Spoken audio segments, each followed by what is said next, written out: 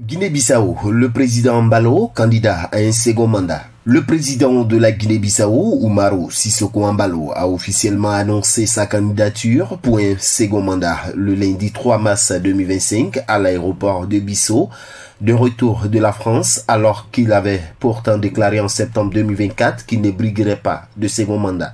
On écoute Umaro Sissoco Embalo qui évoque ici les raisons.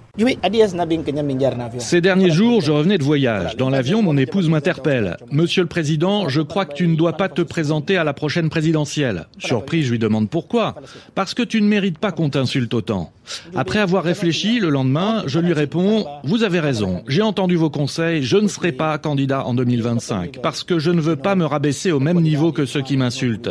Mais je peux vous garantir que ce ne sera ni Domingos Simões Pereira, ni Nuno Nabiam, ni Brahima Camara qui me remplaceront. C'est une autre personne mieux que nous qui me remplacera. C'est ce que mérite la Guinée-Bissau.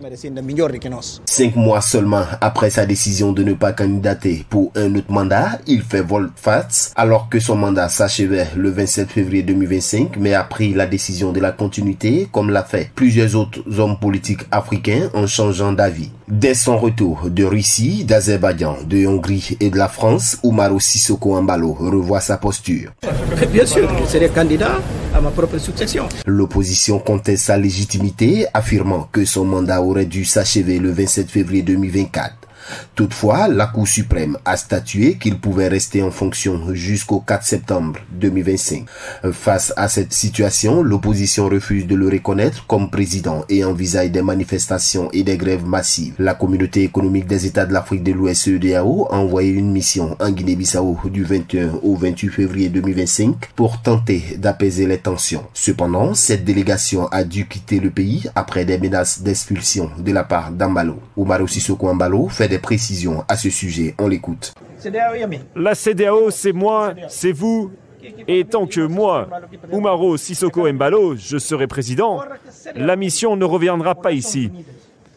Quand une mission de la CEDEAO, des Nations Unies, de l'Union africaine vient dans un pays, elle vient avec une feuille de route et le président de la République du pays d'accueil valide ce document. Notre pays a ses règles. Ce ne sera pas une république bananière. Certains veulent banaliser nos institutions, mais tant que je serai là, personne ne le fera. Et depuis son élection en 2019, Embalo a dissous le Parlement à plusieurs reprises et affirme avoir survécu à 2 tentatives de coup d'État. Son annonce de candidature risque d'exacerber la crise dans un pays marqué par une instabilité politique chronique depuis son indépendance du Portugal il y a plus de 50 ans. La communauté internationale suit de près cette situation, préoccupée par l'avenir démocratique du pays et les tensions qui pourraient éclater à l'approche de l'élection présidentielle. APRA, Agence Presse, Radio et Audio.